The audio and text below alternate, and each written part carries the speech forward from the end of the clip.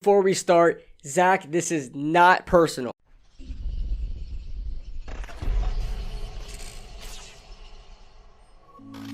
What is going on, guys? What is going on, 27 Squad? Welcome back into another video, and today I really wanted to talk about Zac Shomler, Strong Opinion Sports. I really want to get a deep dive into this video because it really illustrates where a lot of Giants fans' heads are right now as far as their mindset on Dave Gettleman. It's a really good topic to talk about at this point of the season. This is a video that Zac Shomler from Strong Opinion Sports came out with 2 weeks ago. And before we get into this, man, Zach, if you're possibly watching this, man, this is nothing personal on you whatsoever. This is not personal. This is not a bashing video. This is not a roasting video. This is not me telling you, correcting you on your, you don't know nothing about the Giants. You don't know us, and you don't know nothing about Dave Gettleman. This isn't that whatsoever. I'm basically using this to create a discussion and pretty much kind of prove my own point. Use your video to prove my own point a little bit and kind of give you,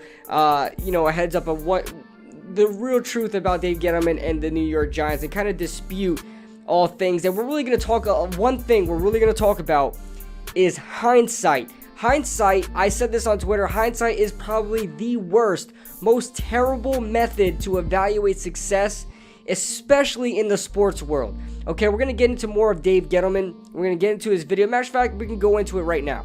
So basically, this video is about Dave Gettleman and everything that he's pretty much done wrong to really warrant him to be fired, and everything he's done wrong to basically showing where the Giants are right now at this point of the franchise. And it's a well done video. He did a lot of his research, but there's a lot of things that I need to correct on because there's a lot of Giants fans that are also thinking this way. Before this video was made, this is Giants fans' mindset throughout ever since Dave Gettleman was drafted. And the biggest thing that people use to kind of discredit Dave Gettleman is hindsight. And hindsight knowledge is something really important to what you think about something that happened in the past. Obviously, you have future knowledge on what's going to happen, right? So, a lot of people, we're going to go into the 2018 draft, and matter of fact, let's get into it. Saquon Barkley obviously is the big topic of discussion, the biggest talking point of a Dave Gettleman hater. And I'm not saying Zach is a hater, I'm talking about Giants fans in general.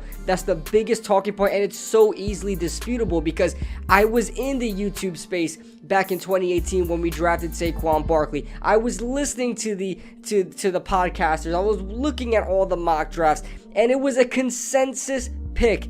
Giants fans and the NFL media and NFL fans in general wanted and felt like the best move was for the Giants to grab Saquon Barkley with the second overall pick.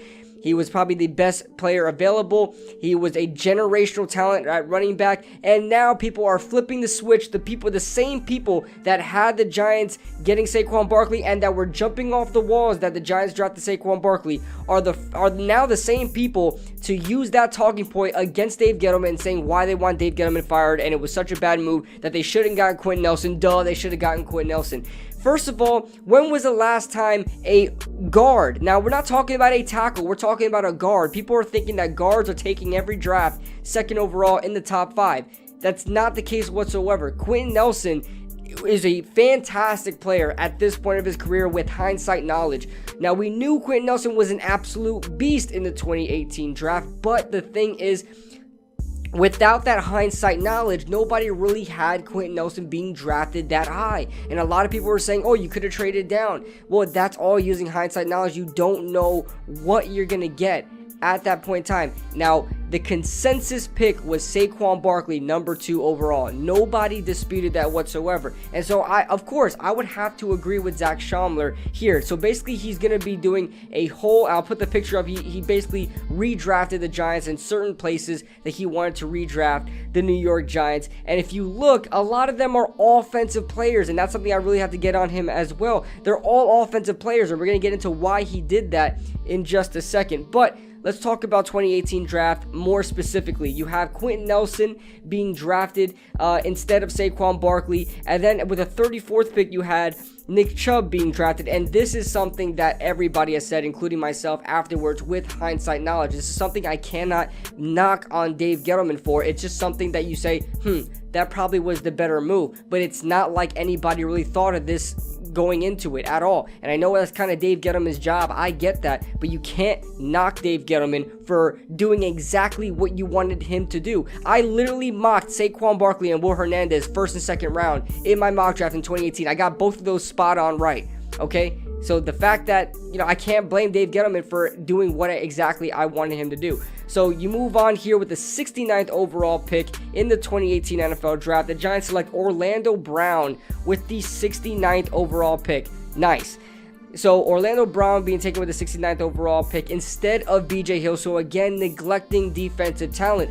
To BJ Hill, he basically said that BJ Hill didn't really do anything for the Giants and he wasn't really worth the pick, so might as well go ahead and grab yourself a tackle to help Eli Manning in this situation and kind of build off of Eli Manning. And the thing about Zac Shomler, I understand he's not a Giants fan, so he doesn't understand. BJ Hill was actually a fantastic pick with the 69th overall pick. The thing is, the Giants has never decided to commit to BJ Hill because in 2019 we traded for Leonard Williams. He was never able to really, hit his stride and develop with the New York Giants. But BJ Hill, in case you don't know, Zach, broke the single season sack record as a rookie. A rookie single season sack record. That is such a tongue twister to say. BJ Hill broke that with 5.5 sacks, and he was looking to be a really good interior defensive lineman for the New York Giants, but the Giants decided to get impatient and kind of, buy their way into talent and not sit there and develop their talent, and they went ahead and they traded for Leonard Williams and eventually paid him a 3-year, $63 million contract, thus having no more space for BJ Hill with all the other interior defensive linemen that we have, and so we decided to let go of BJ Hill and trade him off to the Cincinnati Bengals. But BJ Hill was not a terrible pick at all. It was a fantastic pick. So we had Orlando Brown. With hindsight, this is a fantastic steal of a pick. But with hindsight, Orlando Brown would not even be on the table. Because remember, Orlando Brown dropped in that draft because of his terrible combine. Probably had one of the worst scouting combines for offensive tackle in NFL history. It was so bad of a drop-off that he had, being a consensus first round pick, to dropping to the third round where he was eventually chosen. I believe it was the third round he was eventually chosen by the Baltimore Ravens. And Orlando Brown was a terrible sort of do not touch this guy type of pick or player back in that 2018 draft because of his combine. Now I know combines aren't everything, but it definitely means something if GMs decided to look the other direction. Yes, in hindsight, Orlando Brown was a fantastic pick, but if we all had that hindsight knowledge, Orlando Brown would probably be taken in the first round, so he wouldn't even have been there. So that being said, we're going to move on to our fourth pick here, the fourth round in 2018. He had the Giants drafting Chase Edmonds instead of Kyle Lauletta. Now, I can understand this one, but he really had this whole speech about how you could find a running back anywhere and pretty much be fine with that. So not only did he draft Nick Chubb with the 34th overall pick, he went 2 rounds later and drafted Chase Edmonds. It kind of disregards everything that you talked about with the 2007 New York Giants. He mentioned that the 2007 New York Giants had a 3rd round pick in Brendan Jacobs there. Sean Drones, who I believe was a 4th round pick, I could be wrong. Ward was like a 7th round pick or something like that. And Ahmad Bradshaw was a 7th round pick. I could have got that all mixed up. I'm just, when you start hitting the record button, you don't have anything in your mind. You're just blank. But I could be completely wrong on that. But I'll put the screenshot there so you guys can see. He went on this kind of, talking point here about running backs, how you can find them anywhere. But at the same time, he drafted 2 running backs in this draft when this team desperately has needs in other places. So he drafted 2 running backs there after talking about how you could find a running back anywhere, and drafted Nick Chubb and Chase Edmonds. Doesn't make any sense to me. But he also thinks Kyle Lauletta was a complete waste of a pick. Terrible pick. Shouldn't have done that. You have to look at it without hindsight. At the time of the decision, that was actually a decent pick. Remember, this is not the rebuild. 2018 was not a rebuild, as we later found out last offseason. We all knew that, but Dave Gettleman and John Mara came out and said they apologized for 2018 for trying to win now and all that stuff, trying to compete. And even after a year where you went 3-13, you want to turn around and compete automatically. So obviously it was a terrible, thing to try to win now, but you got to understand the mindset. They weren't ready to do a full rebuild just yet. They wanted to get their own quarterback in there, which they drafted. Instead of Davis Webb, they wanted to draft their own quarterback and try to develop him to possibly be something, if not a backup quarterback, if another quarterback comes along like Daniel Jones. Let's move on to 2019, and this one where it really goes downhill for me because of the mindset that Zach is displaying here. So in 2019, the New York Giants drafted Daniel Jones, Dexter Lawrence, and DeAndre Baker. Now, I have so much different opinions on this. I am not going to harp on every single thing that I feel like was wrong or right about the 2019 draft, because this draft was all over the place in my opinion. Like, as far as if I like it, if I dislike it, it's all over the place for me. But Daniel Jones, Dexter Lawrence, and DeAndre Baker. Now, instead of Daniel Jones, he elected to draft, in the first year of our rebuild, TJ Hawkinson. Okay, TJ Hawkinson, after we just drafted a tight end in the first round in Evan Ingram. This is one of the most cardinal sins in the NFL that you can make. To draft 2 tight ends in the span of 3 years or 3 drafts is not something you want to do.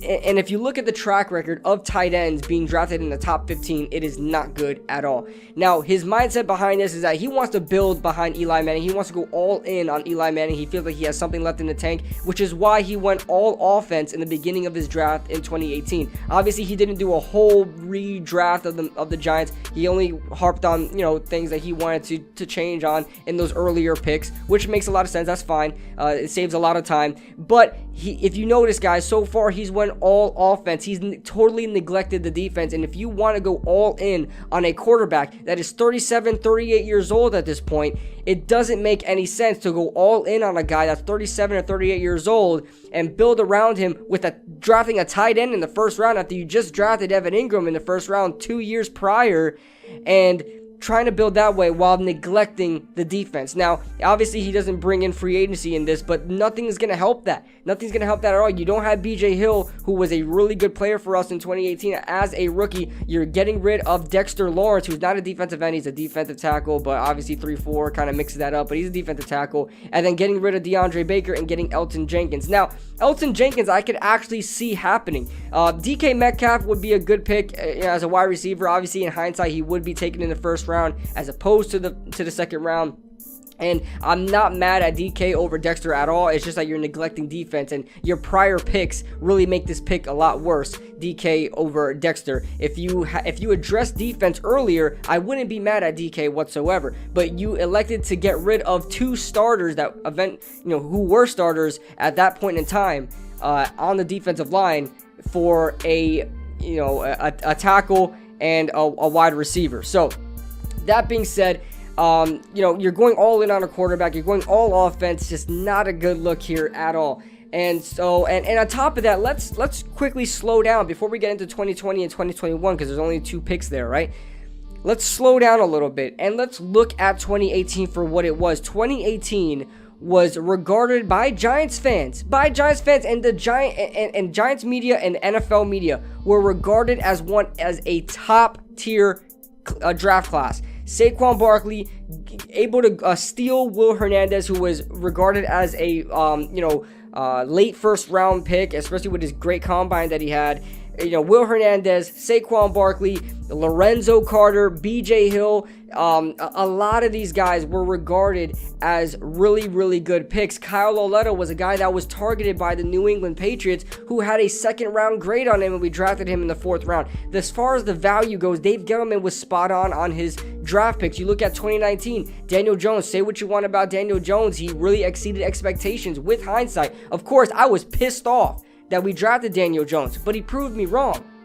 Dexter Lawrence is easily one of the better defensive tackles in this league right now, and DeAndre Baker was a terrible pick. You could have went anywhere with that, and I would have been just fine, right? But in my opinion, I wanted Byron Murphy with the 17th overall pick, so that's something I would have done. Address the defense and had a better player, a guy that should be making Pro Bowl soon, in Byron Murphy, who has like 3 interceptions on the season right now. So allow me to use some hindsight there, Zach. But that being said, so far it's just not looking good. Now, he mentions that he really wants to build behind Eli because of all the neglect that, and disrespect and that was really given to Eli during those years, I'm guessing he's talking about like 2013 and on, where we seen the roster get a lot worse and Eli was basically forced to perform by himself with no weapons and no offensive line, and trying to win that way, and basically just making Eli do everything himself. I get that, and trust me, I am in complete agreement. I've been screaming since I've been on YouTube when Eli has been playing, get this guy some help, address the offensive line, give him some more weapons, and Jerry Reese just never cared to do that much. Now, you can't, although I understand that sentiment, you cannot repay for your past sins to Eli at this point of his career, where he's 38 years old. He's at the tail end of his career. His contract's just about up, and you're not looking to re-sign this guy. I love Eli, but he definitely didn't have anything in the tank. He was paranoid. He was stagnant in the pocket, had no movement in the pocket whatsoever. His arm was deteriorating. I mean, it was going really downhill real fast for Eli Manning, and there was no point in building around him. But that being said, you should not try to repay all of that in 1 to 2 seasons and give him everything he's ever asked for like a spoiled kid on Christmas and say, hey, go win us a Super Bowl at 38 years old. It's just, Eli Manning just did not have that. That's the only problem there. You had to get ready to rebuild for whatever quarterback was coming in the future. Although I love the offensive line pickups, Quinton Nelson, Orlando Brown, and Elton Jenkins, there was a lot of things that were missed up. You don't address the defense at all. Constantly getting offensive players. It just was really setting up to be a bad team, even with the team that was drafted here. And so let's get out to 2020. He had Justin Herbert. It's funny that he mentions Justin Herbert, because Justin Herbert is the whole Justin Herbert situation. I'm glad that he mentioned that, because I'm sure he doesn't know that Justin Herbert probably should have been the Giants quarterback in 2019. Should Justin Herbert have went in that draft, but he elected to stay at Oregon for 1 more year? That broke me. That absolutely broke me. I was getting ready to, we were already seeing New York Giants and Justin Herbert like uniform edits, right? Back in the 2018 offseason, or during the 2018 season, where we saw Justin Herbert balling out, and we're thinking, the 2019 NFL draft, Justin Herbert's gonna be a New York Giant, and we already saw the jersey edits, and I was so excited to have Justin Herbert. Then I hear he's going back to Oregon, and that absolutely broke me. So the fact that he had it in 2020, us getting Justin Herbert, I loved it. Trust me, I loved it. But it didn't wind up being that way, and man, that breaks me. That definitely breaks me. But so that's something I would definitely agree with if we had done that situation, right? And it was just bad timing. It's just bad timing. In 2020, we had Daniel Jones. He's coming off a very, very promising rookie season. Daniel Jones, say what you want about his fumbling issues. Very, very promising rookie season. 24 touchdowns, 12 interceptions, had just over 3,000 yards passing, I believe, in only 12 games. This guy had a bunch of hundreds of rushing yards as well. I mean, this guy was absolutely on it in his rookie season, completely exceeded expectations, and so there was no reason to draft Justin Herbert in 2020. There just wasn't. So it was just bad timing, and I really would love Justin Herbert, but it was just bad timing. There was no way we could have survived another season with Eli under center. I love Eli to the day I die, but there was no way we were going to survive that. And then last but not least, he had, us drafting. He finally addressed defense. Finally addressed the defense with Kwity Paye. A guy that I feel like was a little bit overrated going into this 2021 NFL draft. And Kadarius Toney, I get wanting to switch to Kadarius Toney pick. Especially, I'm going to use hindsight on you, Zach. Yes, I am. Because this video was made before the Dallas Cowboys game, where Kadarius Toney went off for 10 receptions, 189 yards. Because he was saying that, what has Kadarius Toney done? He's done absolutely nothing right now. He's a waste of a pick, or whatever the case was. But Kadarius Toney seems to be very, very promising for the New York Giants. Seems like he's going to be a good pick there. And also, he said he shouldn't have been a first-round pick. I don't know about that. Urban Meyer kind of wanted him. Very bummed out he had to settle for Travis Etienne. So that being said, guys, that is my video. Zach, if you're watching this, man, this is nothing against you. This is something I really wanted to cover, because a lot of Giants fans are feeling what you're feeling right now, and they're actual Giants fans. They are trying to say that Dave Gettleman should be fired because of these picks. If you look at these drafts, you look at the draft that the Giants had in 2018-19, at the time of those drafts, everybody loved it. Lorenzo Carter was supposed to be a first-round pick, and we grabbed him in the 3rd. Like, there's nothing you can really dispute about.